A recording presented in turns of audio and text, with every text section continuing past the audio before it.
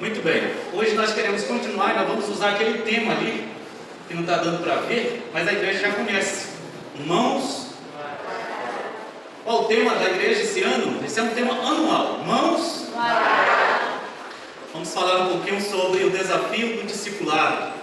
O texto de Lucas 9, versículos 57 a 52, quando nos remete a Jesus Cristo, falando daqueles que colocam a mão no arado.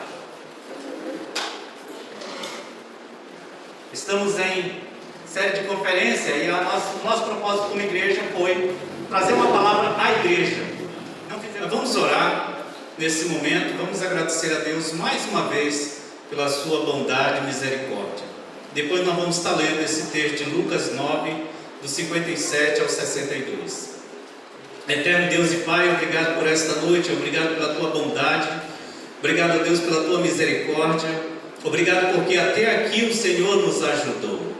Obrigado, Deus, porque aprove ao Senhor trazer pessoas com o coração disposto a abrir um trabalho neste lugar.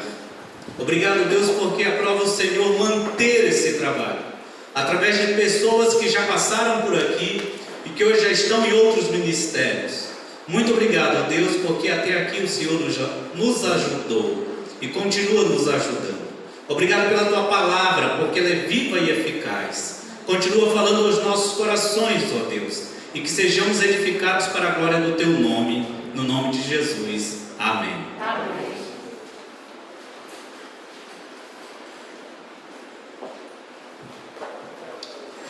Indo eles caminho fora, alguém lhe disse: seguiste-ei para onde quer que fores.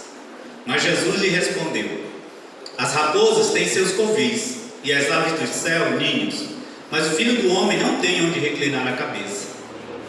A outro disse Jesus: segue-me. Ele, porém, respondeu: permite-me ir primeiro sepultar meu Pai. Mas Jesus insistiu: deixa os mortos os sepultar os seus próprios mortos. Tu, porém, vai e prega o reino de Deus.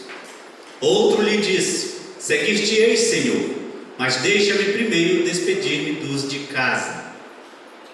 Mas Jesus lhe replicou: vamos todos juntos? Ninguém que, tendo posto a mão no arado, olha para trás, é apto para o reino de Deus. Que Deus aplique a sua palavra aos nossos corações. Seguir a Jesus é uma escolha pessoal e intransferível. Eu quero que você pense um pouquinho nesse propósito nesta noite. Não pode ser feita essa escolha em seguir a Jesus por qualquer motivo, razão ou circunstância. Essa escolha, ela não pode ser de qualquer forma. Essa escolha não pode ser impensada em seguir Jesus. O texto nos mostra algumas pessoas se apresentando para seguir Jesus. Jesus vai traçar um critério, a outra ele vai insistir, e a outra ele vai dar uma orientação muito séria. Quem tem posto a mão no arado e desiste e olha para trás, não é apto para o reino, não é apto para fazer parte do meu reino. Por isso essa escolha não pode ser sem reflexão, sem ponderar o que você está escolhendo. Jesus ensinou isso aos primeiros discípulos que teriam se voluntariado para segui-lo. Ele diz: aquele que escolhe segui-lo e depois desiste, não é digno de entrar no seu reino. O reino de Cristo é para os que escolheram seguir a Cristo e, se necessário, pagar com o preço da própria vida. Jesus deixou claro que não faz questão de seguidores meia boca, seguidores que só estão interessados na multiplicação dos pães. Voltemos ao texto de João 6, versículo de 1 a 13. E talvez alguém já esteja aí questionando: pastor, o que é um discípulo meia boca? Vou já explicar. João 6, versículo 1 a 13 é o milagre que Jesus realiza na multiplicação dos 5 pães e 2 peixinhos. E essa multiplicação dos pães alimenta mais de 15.000 pessoas, porque a Bíblia diz que foram contados 5.000 homens. Lá no Evangelho de Mateus, ele traz essa explicação, ele diz sem contar mulheres e crianças. Se você fizer uma contagem rápida hoje à noite aqui, você vai ver que tem mais mulheres do que homens, e talvez tenha mais crianças também. Então lá nesse ajuntamento havia mais mulheres e crianças, e Jesus multiplica então 5 pães e 2 peixinhos e alimenta mais de 15.000 pessoas. Jesus não está interessado, ele não faz questão de discípulos meia boca. Que é um discípulo meia boca? É o discípulo interessado na multiplicação de pães. Jesus realiza a multiplicação e ele dá de comer, ele supre uma necessidade básica. Olha o que diz o texto em João 6, do versículo 1 ao 13. Depois disso, Jesus partiu para o outro lado do mar da Galileia, também chamado Tiberíades, e uma grande multidão seguia, porque viram os sinais que ele operava nos doentes. Então Jesus subiu ao monte e se assentou-se ali com seus discípulos. A Páscoa, a festa dos judeus, estava próxima. Levantando então os olhos e vendo que uma grande multidão se aproximava, Jesus disse a Filipe: onde compraremos pão para que comam? Ele, porém, disse isso para colocá-lo à prova, pois sabia bem o que estava para fazer. Filipe respondeu-lhe: 200 denários de pão não são suficientes para que todos recebam um pouco. Disse-lhe André, um dos discípulos, irmão de Simão Pedro: aqui está um rapaz que tem 5 pães de cevada e 2 peixinhos. Mas o que é para tanta gente? E Jesus ordenou: fazei o povo assentar-se. Havia muita grama naquele lugar. Sentaram-se os homens em número de quase 5.000. Jesus então tomou os pães e, havendo dado graças, repartiu-os à vontade entre os que estavam sentados, e fez o mesmo com os peixes. E quando todos ficaram satisfeitos, disse aos discípulos: recolhei os pedaços que sobraram, para que nada se perca. Eles recolheram os pedaços e encheram 12 cestos com pedaços dos 5 pães de cevada que sobraram aos que haviam comido. Ainda sobrou cesta básica, dessa multiplicação de pães. E Jesus, ele estava diante de uma multidão que certamente estava com fome e que foi suprida a sua necessidade. Esse povo agora, eles creram e eles criam uma expectativa sobre Jesus. E Jesus, ele ouve falar, ele sabe a intenção que o povo estava querendo fazer com ele, e ele se retira. João 6,15. Vai lá para o 15, por favor. E no versículo 15, olha o que Jesus faz. Sabendo, pois, Jesus que estavam para vir com o intuito de arrebatá-lo para o proclamarem rei, retirou-se novamente sozinho para o monte. Eu escrevi aqui que Jesus se retira, pois o povo, a multidão, queria corrompê-lo. Por que corrompê-lo, pastor? O povo queria fazer de Jesus Cristo rei. Todo propósito que impedisse Jesus de chegar à cruz era maligno. Porque a missão de Jesus na terra era chegar à cruz, ser morto e ressuscitar no 3º dia. Por isso, quando Satanás vai tentar no deserto e vai dizer a ele: eu vou te dar todos os reinos da terra, se prostrado me adorares, era o intuito de impedir que Jesus chegasse à cruz. Atira-te abaixo, era impedir que Jesus chegasse à cruz. Qualquer um dos 3, até a necessidade básica de transformar pedra em pão. Jesus, sabendo, ouvindo essa notícia, talvez um de nós dissesse: vamos esperar, a turma está vindo aí para me considerar, para me proclamar rei, para me considerar uma autoridade, vou esperar. Vamos ver, vamos participar dessa festa. Não vou frustrar os desígnios deles. Sabe, um dos discípulos de Jesus, uma vez, e você sabe quem é, Pedro, quando Jesus está dizendo que é necessário que ele seja morto, que ele seja sacrificado, que ele venha padecer e sofrer, Pedro diz: Senhor, jamais isso vai acontecer contigo. Longe de ti que isso te aconteça. Sabe o que Jesus falou para Pedro? Jesus diz: arreda, Satanás, porque tu não estás cogitando das coisas dos céus, Nós somos muito humanos, muito materialistas, muito terreno, nós buscamos muita coisa da terra. É preciso que o discípulo de Cristo tenha uma visão espiritual e reconheça o reino do Senhor Jesus. João 6, versículo 24 e 25. Aquela multidão que viu o milagre da multiplicação dos pães, que encheu sua barriga, matou a fome. A multidão procura Jesus, claro, eles iam procurá-lo. Olha o que diz o versículo 24 e o versículo 25. Quando, pois, viu a multidão que Jesus não estava ali, nem os seus discípulos, tomaram os barcos e partiram para Cafarnaum, a sua procura. Turma não. Versículo 25, todos juntos. E tendo-o encontrado no outro lado do mar, lhe perguntaram: Mestre, quando chegaste aqui? Eu fico imaginando Jesus olhando para eles e essa pergunta sem lógica, sem necessidade. Jesus poderia ter sido simpático, e ter dito: olha, eu vim de barco, olha, eu peguei carona, eu vim num jetzinho, num cavalinho, olha, eu sou filho de Deus, eu vim andando sobre o mar, importa? Mas na verdade essa pergunta sem nexo, sem lógica, é: Senhor, cadê o pão? Senhor, cadê o peixe? Senhor, eu estou com fome. A turma veio, pegou o barco aí, a gente ainda não lanchou, ainda não tomou café. Essa turma está motivada a seguir Jesus por interesse. Por interesse.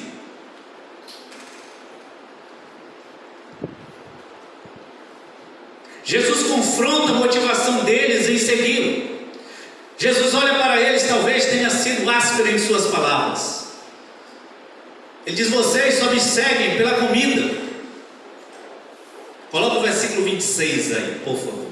Vocês não estão interessados no meu reino celestial. Vocês me buscam por um reino terreno, humano, profano e corrupto. Não, eu não preciso de seguidores que me sigam só por interesses humanos e gananciosos. Vamos ler o versículo 26, todos juntos?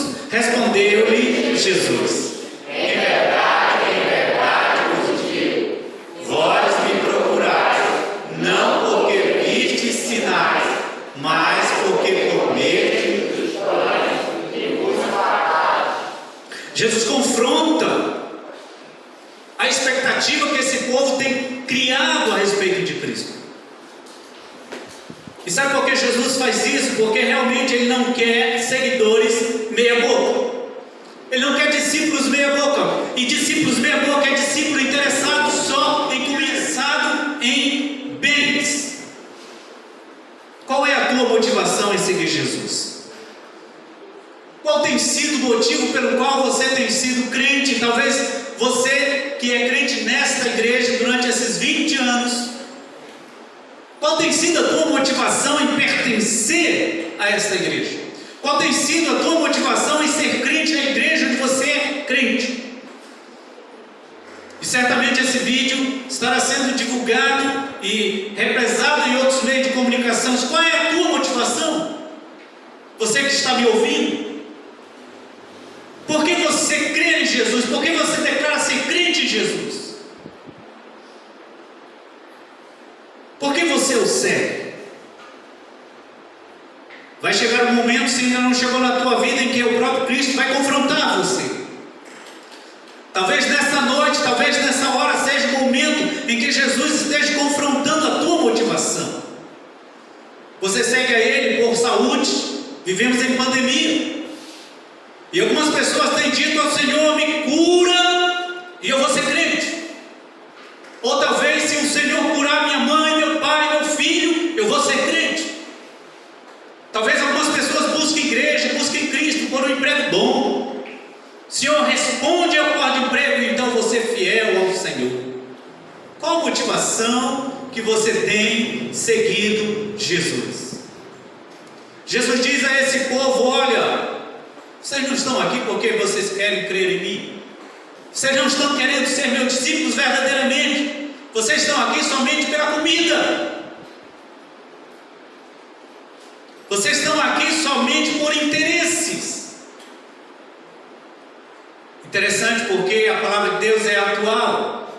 Você lembra de algum lugar, de alguma igreja em que as pessoas estão indo em busca de alguma coisa? Eu tenho repetido essa frase. Muitas pessoas saem de casa no domingo dizendo: eu vou à igreja buscar minha bênção.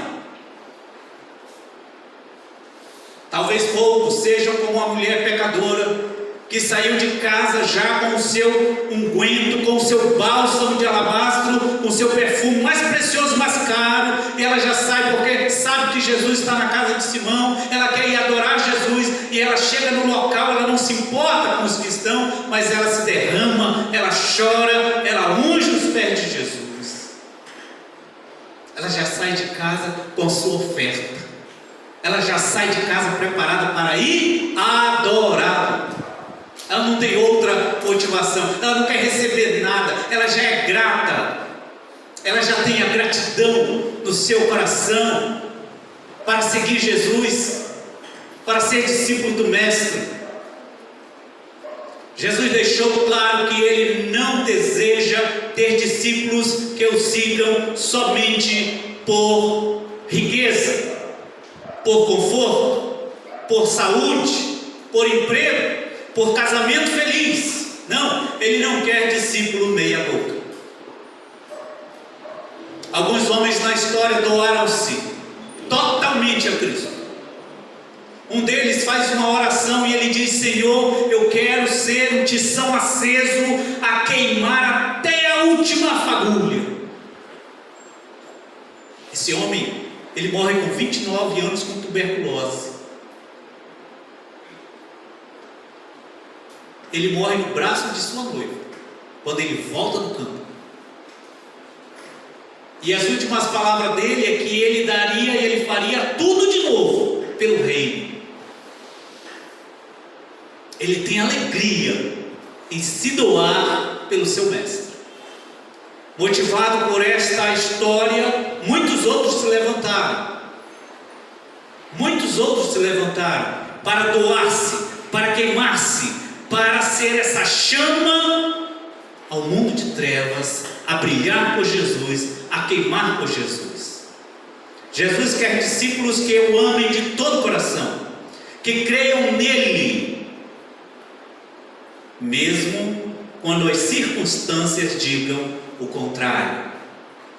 Hoje pela manhã eu citei a Dona Irã Judson, que foi missionário na Birmânia, e esse homem vive quase que metade de sua vida nesse país, que era hostil, que o prendeu por 3 vezes e o torturou. Esse homem perde 2 esposas, perde um filho, mas o resultado é espantoso. Depois de meio século, o que a palavra de Deus faz naquela terra, naquele país, através da vida de um homem que creu em Cristo e dedicou sua vida a Ele. João 6, versículo 27 ao versículo 29, Jesus mostra qual deve ser a nossa real motivação. Olha o que diz o versículo 27, todos juntos: trabalhai não pela comida que perece, mas pela que subsiste para a vida eterna, a qual o Filho do Homem vos dará, porque Deus, o Pai, o confirmou com o seu selo. Trabalhai não pela comida, necessariamente a comida é como exemplo básico da nossa necessidade, mas o que Jesus está dizendo é que a tua prioridade tem que ser pelas coisas eternas. A tua busca, o teu anseio primordial é pelo reino de Deus, é pelas coisas de Deus. Não podemos estar presos ao que é materialismo. Versículo 28. Dirigiram-se, pois, a ele, perguntando: que faremos para realizar as obras de Deus? Olha a resposta do Senhor Jesus. Todos juntos? Respondeu-lhes Jesus: a obra de Deus é esta: que creiais naquele que por ele foi enviado. Que creiais em quem, igreja? Em Jesus. Quem Deus enviou? Jesus Cristo. João 17, O versículo 3 diz que a vida eterna é essa, que te conheçam a ti como único Deus verdadeiro e a Jesus Cristo, a quem o Senhor enviou. Jesus Cristo é o que Deus enviou e nós precisamos crer. E se você crer em Jesus, se você crer de todo o seu coração, tudo que Ele ensinou, tudo que Ele realizou é real, é verdadeiro. Ele não pede nenhum sacrifício além desse. A obra é essa. Ela é dita pelo próprio Senhor Jesus. Essa é a obra, é crer nele. Só que nós andamos às vezes em busca de alguma coisa extraordinária. Queremos manifestação do sobrenatural. Queremos um milagre na nossa vida, na nossa família. Queremos um bem grandioso, talvez que ainda não temos. Queremos um carro zero. Queremos viajar para outro lado, conhecer as ilhas. Isso. Nova Zelândia, eu estava tentando lembrar. Mas as Maldivas. Queremos algo dessa natureza para quê? Para que eu creia em Deus. Não, igreja. É crer que Ele é o enviado de Deus. E se Ele é o enviado de Deus, isso deve bastar. Sabe por quê? Porque Ele disse, versículo 29, a obra de Deus é esta, que creias, que tenha fé, que tenha convicção de que Ele é o enviado de Deus. Não devemos estar esperando outro, e por mais que se apresente outro, nunca será o Senhor, o Rei dos Reis, Senhor dos Senhores. O enviado de Deus é Jesus Cristo. João 6,48. Sabe por que Ele é suficiente na minha vida e na tua vida? Vamos ler junto o que Ele disse ser? Versículo 48. Todos juntos? Eu sou o pão da vida. Jesus diz para essa multidão que está em busca de pão, de comida, de alimento, de coisas físicas, de coisas materiais. Ele diz, eu sou o pão da vida. Jesus está dizendo que Ele é suficiente. Sabe quando Adoniran Júdice é preso, ele é torturado em campos de concentração, ele é amarrado com os pés para cima e somente seus ombros, pés e mãos. A sua esposa manda um travesseiro para ele e esconde a Bíblia dentro. Na verdade ele já leva. Mas o carcereiro, o homem que cuida dos presos, diz, olha, esse teu travesseiro é muito fofo, e requisitou. E ela, usada por Deus, faz um travesseiro melhor e troca. E é lógico que há o mover de Deus para que ele aceite essa troca e ele devolve. E um dos seus testemunhos que Adoniran diz é que o que o sustentou foi a palavra de Deus. Foi a palavra de Deus. E além de sustentá-lo naquelas circunstâncias terríveis da prisão, ele ainda pregava para os seus companheiros. Ele ainda pregava para aqueles outros que eram presos e alguns que estavam já com a morte decretada ali pelo governo. Ele pregava, ele compartilhava o Evangelho. Por quê? Porque Jesus é o pão da vida. Jesus o sustentava. E tantos outros na história que viveram privações de frio, de fome, mas tinham o Senhor. Irmão, nós precisamos crer além do que nós vemos. Nós precisamos crer além daquilo que nós temos na conta. E alguns de nós vivem já preocupados, porque está acabando, está secando o tacho. Jesus está dizendo, eu sou o pão da vida. Você pode morrer de fome, se você tem Jesus, você está salvo. Pastor, mas se eu tenho Jesus, Jesus é tudo, Ele não vai deixar eu morrer de fome. Jonathan Edwards morreu de tuberculose. David Braga. E logo em seguida, depois do David Braga, tem um outro, que ele vive quase o mesmo tanto dele. Esse homem, ele morre longe da família. Ele vai para uma viagem, talvez morra durante essa viagem, em meio às florestas, porque eles entravam durante as viagens, eles oravam a noite inteira, o dia inteiro. Eles jejuavam semanas inteiras. Semanas inteiras. Um deles disse que ele queria que o caixão dele, a sepultura dele fosse o mar. E ele morre durante uma viagem de navio, e à época as viagens de navio eram 8 meses, 9 meses, 1 ano. E ele morreu durante uma dessas viagens, e jogaram o corpo dele no mar. Deus tem propósito para cada um dos seus discípulos. É Ele que determina. Mas Ele quer que eu e você creiamos nele. Creiamos que Ele se mostra como o pão da vida. Ele se mostra como o que sustenta você, a mim e a sua igreja. E a palavra dele já diz que as portas do inferno nunca vão vencer a igreja. A igreja será sempre triunfante. Glória a Deus, igreja. Glória a Deus. A igreja sempre será vitoriosa, porque Ele é o Senhor da igreja. Ele é o pão vivo que desceu do céu. Interessante que quando as pessoas ouviram esse discurso de Jesus, do versículo 60, alguém diz: olha, esse discurso é duro.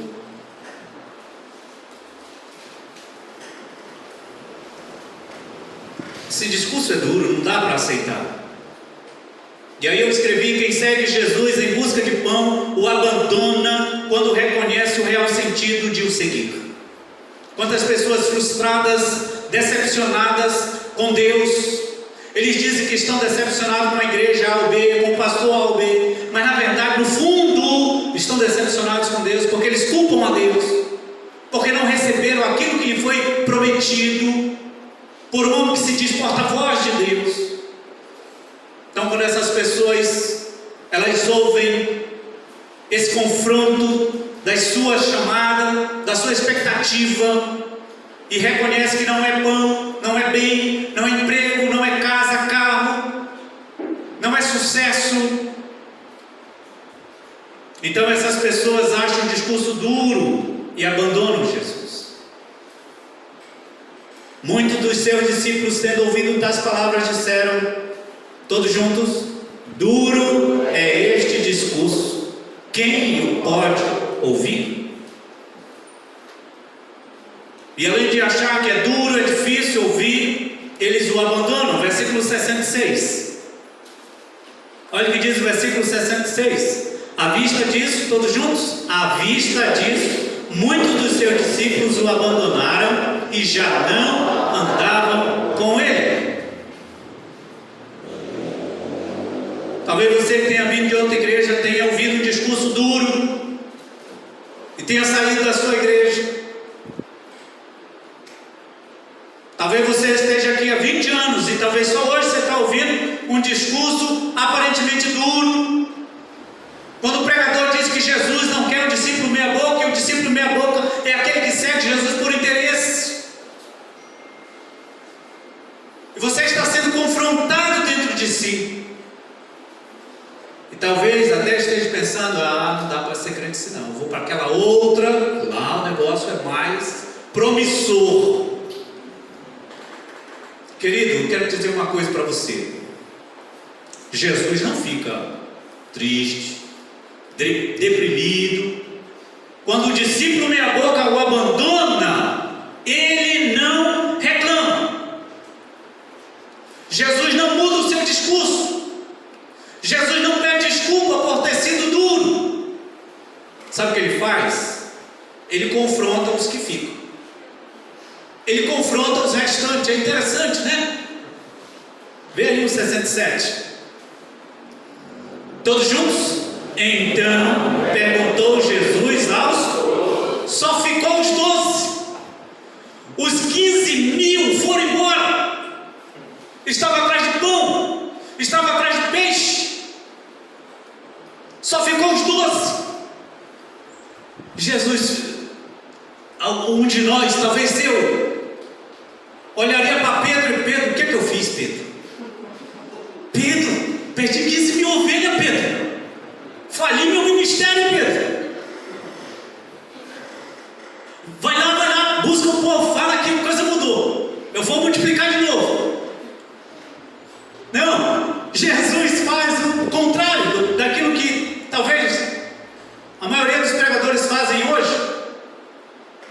que Jesus diz, irmãos? Porventura, quereis também vós outros retirar-vos. E vocês? Querem ir embora também? Lá não tinha porta, né? Estava um monte. Vocês não querem ir embora? Qual é a motivação de vocês estarem comigo? Porque vocês aceitaram o convite, vinde após mim, e eu vos farei pescadores de homens. Estão dispostos a continuar comigo? Estão dispostos a serem meus discípulos de verdade? Porque discípulo meia boca eu não quero. Eu não aceito. Eu não faço questão. É isso que Jesus está dizendo, igreja.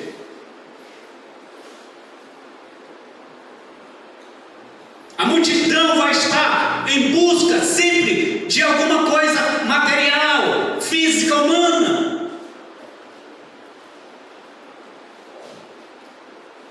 Os meios de comunicação estão repletos de mensagens maravilhosas, lindas, gostosas.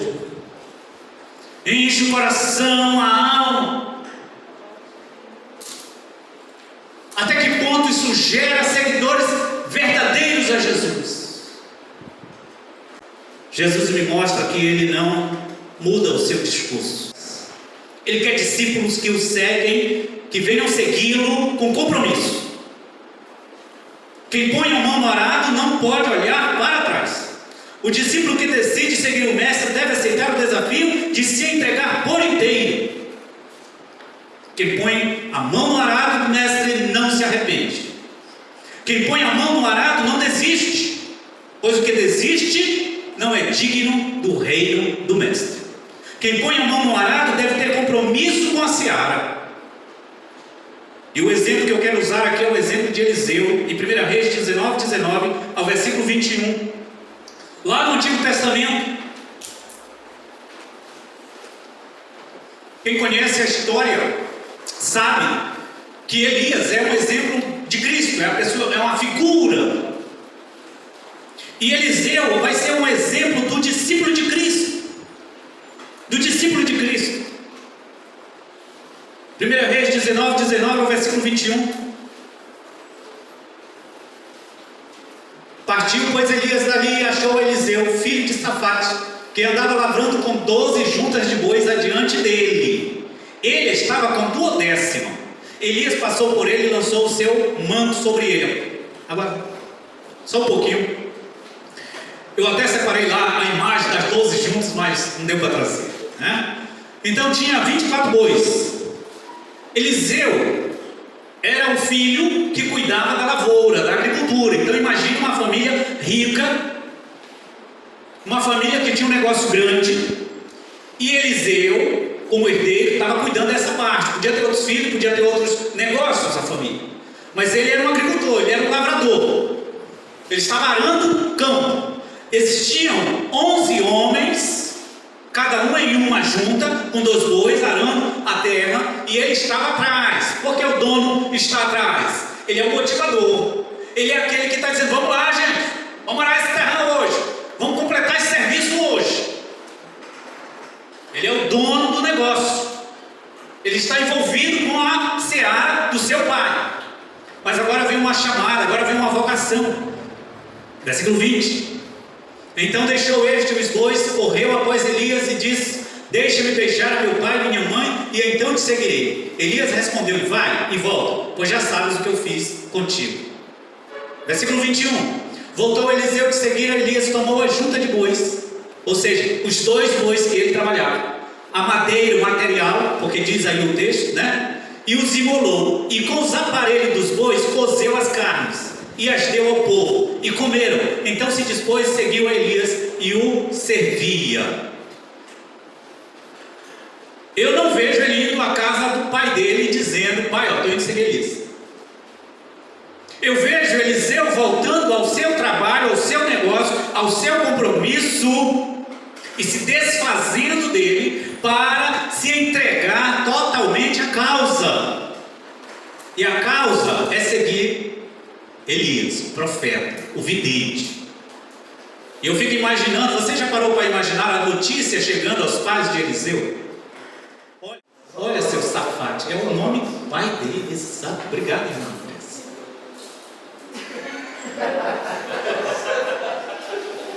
Eliseu matou os bois, fez um churrasco lá, deu a carne para o povo e foi embora. E ele foi para onde? Olha, ele foi seguir o Elias. Ah, tá. Elias era profeta, Elias era conhecido como homem de Deus, a voz de Deus. Voz de Deus.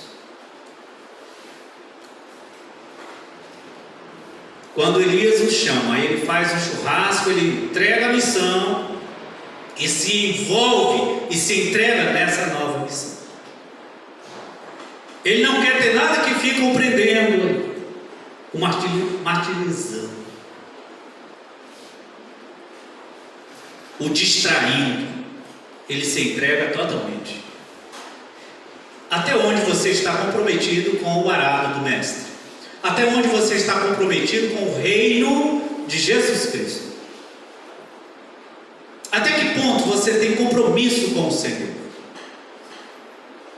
Você tem sido crente por pessoas?